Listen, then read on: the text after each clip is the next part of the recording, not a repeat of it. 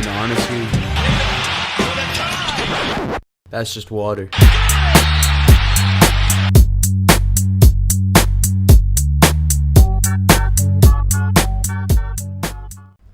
What's going on, everybody? It's Nathan here, and welcome back to a new video. Today, I just thought about just doing a little talk video. I got a new software where I can do my podcast a little bit better. So this is just a little test run, and just talking about the playoffs, and I want to talk to you guys about that and what's going on. So yesterday, on Saturday, September 26th, the Denver Nuggets took on the Los Angeles Lakers in a Game 5. And, people were thinking that, Denver came back from 3-1 in 2 series before that, and they were in their perfect position to do that again. And so people thought, maybe it could happen, but the Lakers were just a little bit too fucking dominating. Damn. LeBron James had a triple-double to bring him back to the finals for the 10th time in his career. Dude has been to the finals 10 times in his career. That's insane. That's pretty insane. And then, so he had a 38-point game, 16 rebounds and 10 assists. Anthony Davis came second in scoring with 27 points and 5 rebounds. Yeah, they played pretty good against this Nuggets team. Jamal Murray had a pretty disappointing game. He only had 19 points, shooting 7 for 17 from the field and 0 for 4 from 3. So, Jamal Murray, man, he's a terrific shooter, right? He's he can shoot the ball like no other. But man, in this game, hey, I'm just saying it's Game 5. It's a must win. He only put up 17 shots. Like, I remember in the second quarter, I'm pretty sure he was like 0 for 3 from the field. They just weren't giving him enough shots in the beginning of the game, and that's what affected him later on in the game. That's what I feel like what happened, because if he wasn't getting his buckets early on in the game, it kind of messes up with you, because your consistency might be off or something like that. I mean, fucking Jason Tatum's been playing amazing. This kid is he's putting up he's like 25 and 10 in the playoffs. He's playing amazing right now, and he's not been playing very well in the first half. I kind of realized that last game he only had I think 10 in the first half, and then in the second half, or in the third quarter, he scored 17, and then I think he finished the game with like 30 something. And then the game before that, he had 0 points in the first half, and then finished the game with 28 points. So, coming out of halftime, having that spurt of Jason Tatum definitely helps out a lot. Definitely helps the Celtics out a lot. Yeah. All right, we'll go to the Heat and Celtics in a second. I need to be focusing on this. But yeah, so they weren't getting Jamal Murray the shots. You had 2 people score 20. Jeremy Grant had 20, and Nikola Jokic had 20. But those were their highest scores, actually. And especially in an eliminating game, that's kind of low, especially for the superstars. But, they just need to find ways to capitalize off of this. And they're going to be a great team. Nuggets are going to be a contending team for the next probably in the next 4 years, when Bol comes and starts playing in the rotation and Michael Porter Jr. actually stays. I mean, he's been consistent, but, you can definitely get him up to scoring like 20 points a game. And especially against LeBron James, who's putting up a 38-point triple-double at the age of 37, man. Jesus Christ. But, yeah, they're moving on. The Lakers are moving on to the finals for the first time since 2010, when Kobe Bryant played against the Boston Celtics and won in a Game 7. Rest in peace, Kobe Bryant. But man, it's been a while. It's been 10 years since the Lakers have been to the finals, and they're fucking doing it with LeBron. And LeBron's been to the finals 10 times. That's okay. Like, you gotta think about that. You gotta think about that for greatness. Come on. Dude has been to the finals 10 times. I mean, he's won 3. I mean, he could win 4. He could be 4-6 in the finals. But I mean, you got to give some props to him. Back in 2018 something like that, when it was the awful Cavs team. They were like a 4 seed or something like that, and they made it to the finals. Like, damn, bro, he actually carried that whole team. And I mean, with the Lakers, yeah, they're not. If you think about it, man, you got Dwight Howard and JaVale McGee. That's good, and then you got Anthony Davis, but you got a bunch of players just supporting that team. You got a bunch of players filling their roles amazingly. And I just got a Instagram notification from Rajon Rondo, and shout out to Rajon Rondo for making it to the finals. He was a former Celtic, but hopefully the Celtics see the Lakers in the finals. That would be a good matchup actually. So yeah, let's talk about the Heat and the Celtics, man. Heat and the Celtics are they're a little battle. That's a little battle going on over there. It's gonna go. They're going into a game 6 now. Boston took game 5 after being down 3-1. You gotta. Boston is also the higher seed here. Miami. Everyone knows how Miami's playing right now. Miami's playing fucking insane. You can't really stop that. But Boston, I I don't think the Heat are a better team. Statistically, I don't even know how to say it. I just don't think they are the better team. They're just it's ball movement, it's the mentality of it too, because you got this fucking rookie Tyler Hero coming out here shooting like he's been in the league for 10 years. And you got Duncan Robinson, who's basically the next Klay Thompson. And then you got the veteran Jimmy Butler, who's able to lead the team with only averaging 15 points a game.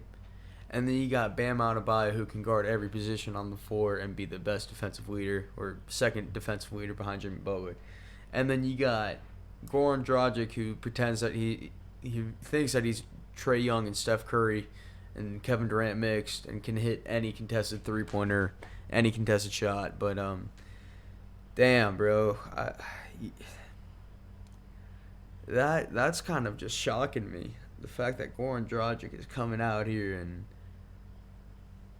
just killing defense. Man, like,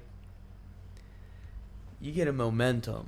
This dude is the momentum killer. Alright? Boston is trailing most of the game, most of the time. Right?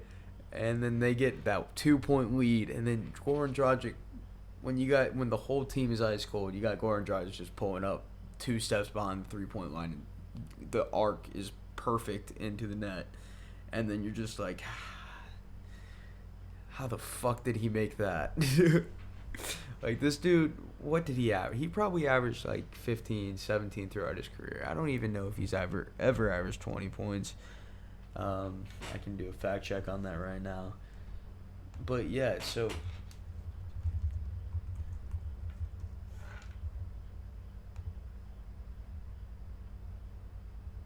okay, so Goran Dragic in 2013 when he was on Phoenix, he did average 20.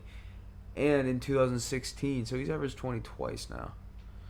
Okay, so yeah, he's a scorer for sure, but man, he's playing something else this whole series. Tyler Hero what was it, game 4? Yeah, game 4. He had 37 points. I didn't see it. Literally the whole next day, all I saw was Tyler Hero. Like, it was kind of insane. But let's talk about what happens after this series. Let's talk about what could happen in Game 6. I can definitely see Boston coming together and forcing a Game 7. Because their last game they won by 13 points. They were looking better. They were trailing actually after the end of the first half, and they came back in the third quarter behind Jason Tatum, 17 points in the third quarter, man. Come on. That's insane. That's insane. He had 17 points, bro. He's feeling himself. Not in the first half. Any game he plays in the first half, he never feels himself. But yeah, but you gotta have him. You gotta have Jason Tatum, Jaylen Brown, and Kemba scoring at least 18 points a game. At least each have to be at least scoring 18. And the Celtics, they're not a championship team yet. They're my favorite team. I hate to say it, they're not a championship team yet. The Heat have a better chance of winning the finals than the Celtics. The Heat, by far, have a better chance of winning the finals than the Celtics because of the center position. The Celtics don't have a center. You got Robert Williams and Daniel Tice. They are both 6'9". They are both 6'9". Like, I wish they could do something, man, but you can't stop AD. You can't stop AD when he's like that. When AD, what is AD? 6'11", probably 6'10", 6'11", but he also is faster than both of them. Can shoot better than both of them. It's just Bam Adebayo can lock down Anthony Davis, and Jimmy Butler can lock down LeBron James. So you take out their main two pieces right there. Boston, you got Jason Tatum. You got Jason Tatum taking down LeBron, or Jaylen Brown taking down LeBron. Do you put Jason Tatum on Anthony Davis? No. No, you do not put Jason Tatum on Anthony Davis. So what do? Do you run a bigger lineup against the Lakers? Right? Let's see here. You got Kemba Walker, Jaylen Brown, and Jason Tatum. You got to have those three playing. Especially in the finals, you got to have those three playing on lockdown. So, this is where it gets a little bit interesting. We don't for real have centers. Really? We have more power forward. We have more forward centers than just a pure center. So Daniel Tice, I could see him running the 4, and Robert Williams running the 5. And then you put Robert Williams on, probably Dwight Howard, and Daniel Tice on Anthony Davis. You just got to have someone in the paint to help, but you can't. Marcus Smart has been playing well. Taking him out of the starting lineup is, with what I said, taking him out of the starting lineup would be whatever. It would be a little bit hard to adjust to for sure, because he's in this playoffs, man. He's been coming in, putting in 15 points a game. There's been some games, bro, where he starts off 4 for 4 from the 3-point line and just corner threes. But yeah, bro, he's definitely playing. He's definitely helping out the team a lot. But you can put him on the bench with Gordon Hayward. Having Brad Wanamaker, Marcus Smart, and Gordon Hayward coming off the bench with Semi Ojeleye, that could work, man. It's just the backup 5. That's the other problem.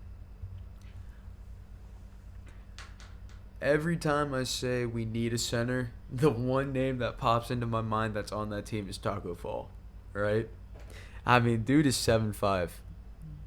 But, did you guys see how scared he looked on that inbound play? He was in for 5 seconds.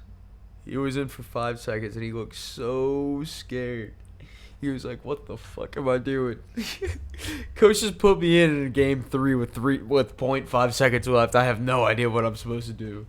Nah, man. But I would be fucking nervous. Everyone would be nervous, bro. It's sort of Boston's fault. You gotta get this man prepared for games. He's just sitting on the bench, bro. He's not used to playing. You got to play him in the regular season. Get him adjusted to the NBA lifestyle in the games, with the audience, with the crowd, everything, bro. Because he looked scared. He genuinely looked scared. But he could be such a weapon. He could be such a weapon, especially on defense, bro. I wouldn't care. On offense, take him out of the play. Have him stay down on defense. For real. I wish you could. I think you can, but yeah, he's not the fastest player in the world. But I mean, bro, he's 7'5". He's 7'5". He can do something, right? Well, we'll see. We'll see what happens with the rest of the series. Now let's talk about the Heat and their chances, right? I personally think the Heat have a better chance of beating the Lakers. Um, the Lakers pretty much have it set on them. The Lakers pretty much have it set this year. If it was against the Bucks, maybe the Bucks could have gotten it, but you know, the Lakers can beat both the Heat and the Celtics. They're just too good. They're too good. Yeah. So, anyways, I talked about that matchup earlier. You got Jimmy Butler on LeBron locking him down, and then you got Bam Adebayo on whatever his name is, fucking Anthony Davis. Anthony Davis. You have him on Anthony Davis, all right? And then you got Kelly Olynyk coming off the bench. Hold up, listen to me here. Kelly Olynyk isn't the best defensive player. He can play a little bit defense. He can dislocate some shoulders too. He can do that a couple of times. But Dwight Howard, I'm only guessing they're gonna start Dwight Howard in the finals.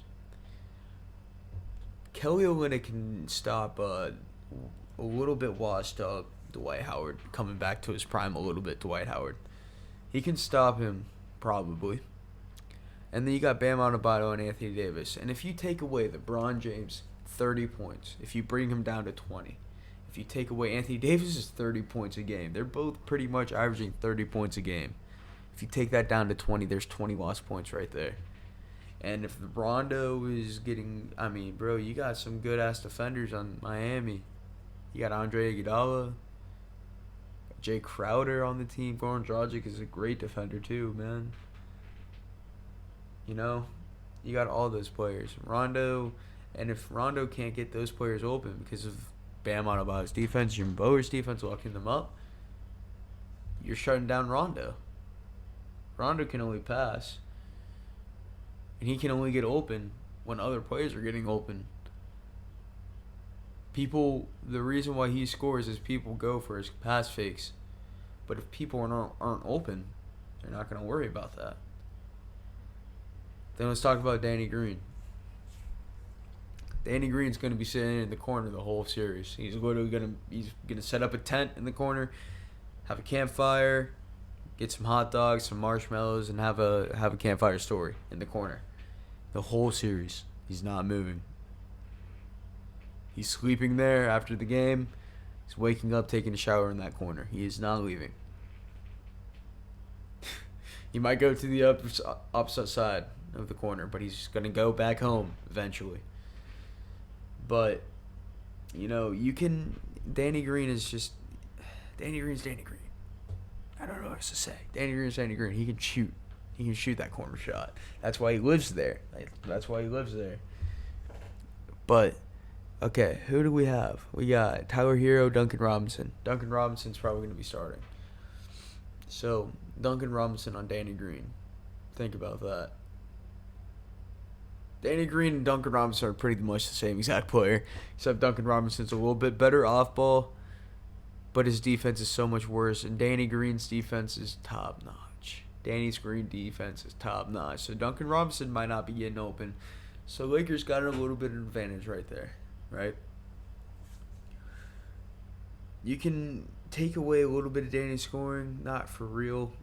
If Rondo's not finding the open people, because Rondo's finding Danny Green most of the time, but if you take that away, then boom, you're losing out on a total of right now, with the starting lineups, you're losing out on 30 points if you're doing all these. And then defense, Kelly Olynyk can probably hold Dwight to 8 points a game. That's what he's been doing.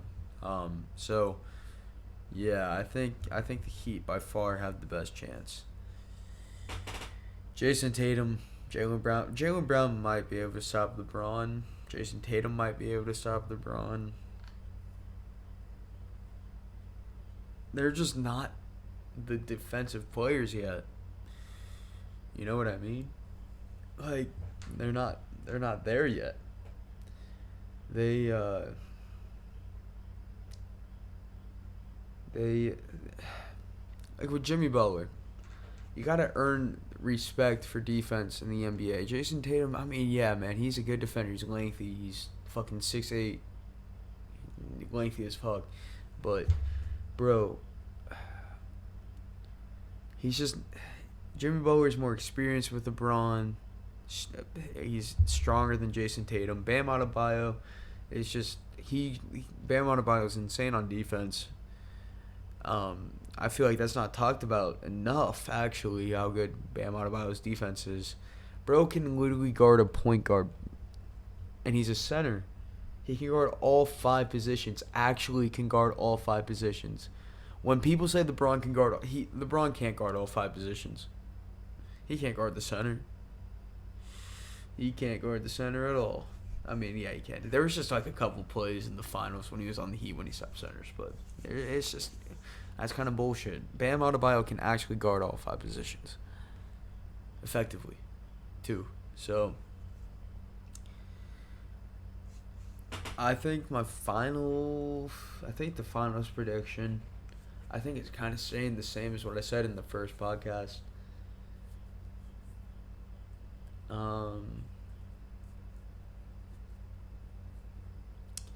I think I'm going to go Lakers in 5.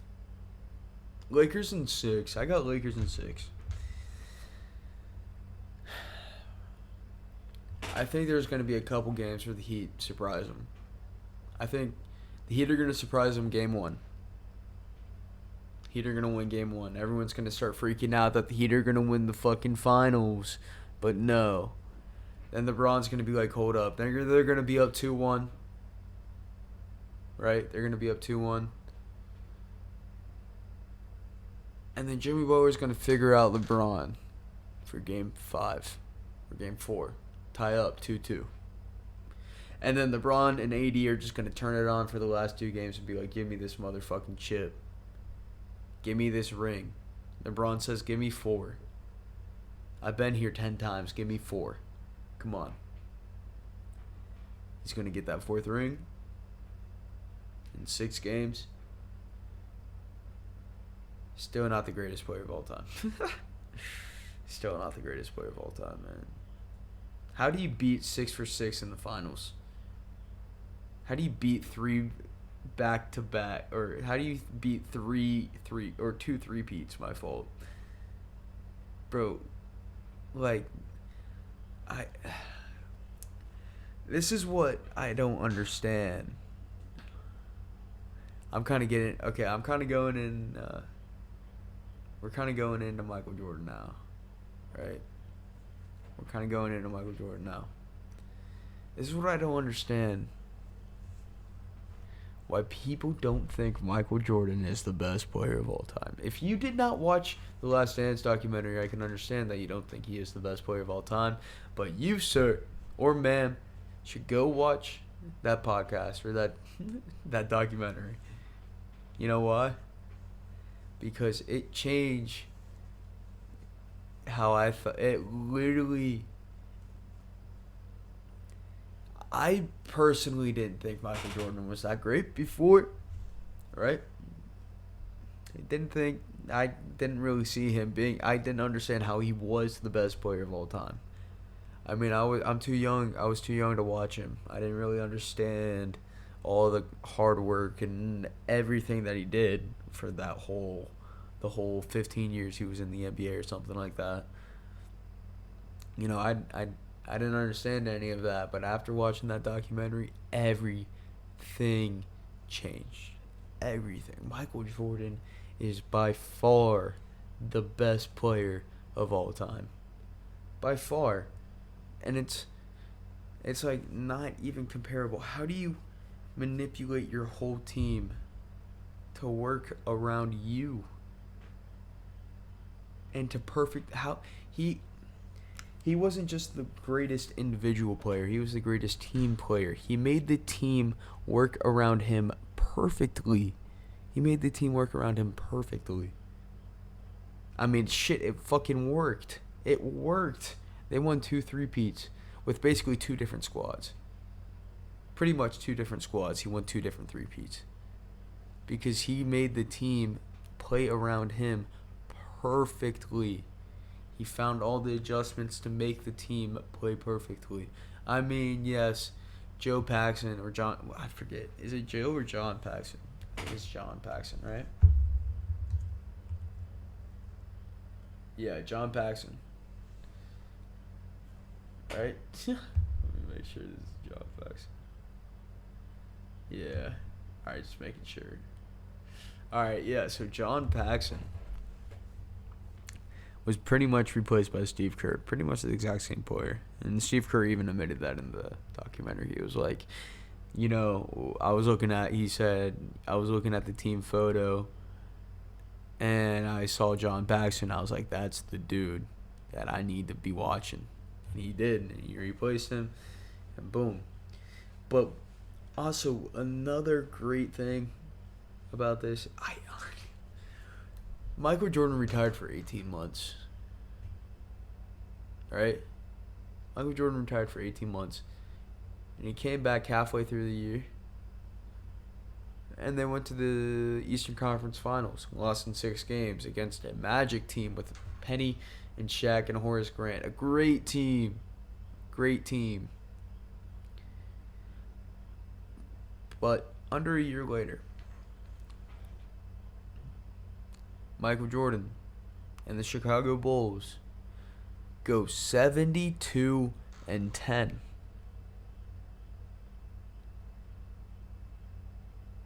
Not even a year after the man retired, or not even 2 years after the man retired, they went 72-10. He retired from basketball, played baseball for 18 months, came back, lost in the Eastern Conference Finals, and then went 72-10, and then won a motherfucking 3-peat again. He said, hold up. Let me win another 3-peat for you guys. And that's what he did.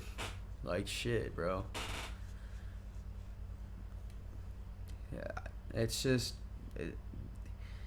like, people that say he's not the best, it just kind of pisses me off. LeBron is LeBron. LeBron is, you know, like, you're not going to find another player like that, really. Maybe Luka Doncic. You know, you're not going to find another player like Michael Jordan. You can say Kobe Bryant, but he was not Michael Jordan. I mean, love to Kobe, but he's not Michael Jordan.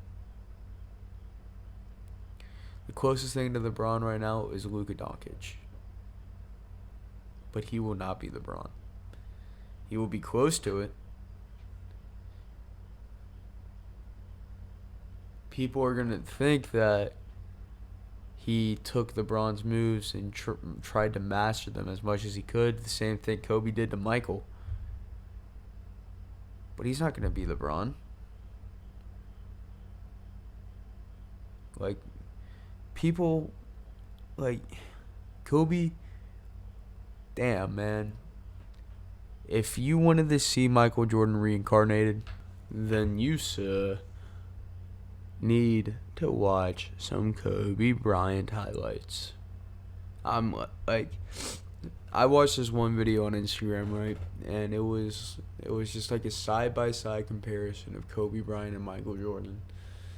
And, like, moves that they did, and, like, biting the jerseys, and, like, pointing at people and stuff. And it was spot the fuck on.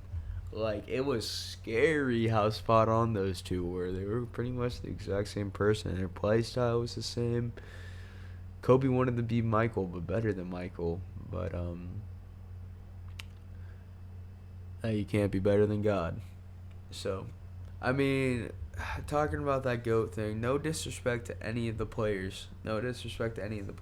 They're hey, if your name is ever mentioned with LeBron James, or Kobe Bryant, or Michael Jordan, or Shaq, or Wilt, or anything like that, There is no bad respect. There is no disrespect at all.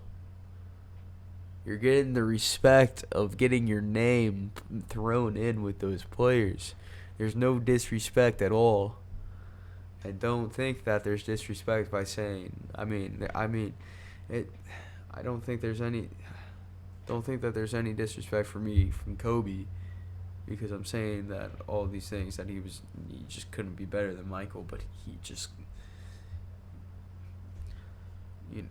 Michael's Michael, man. Michael's Michael. Can't really stop that. You can't really be better than that. You can't.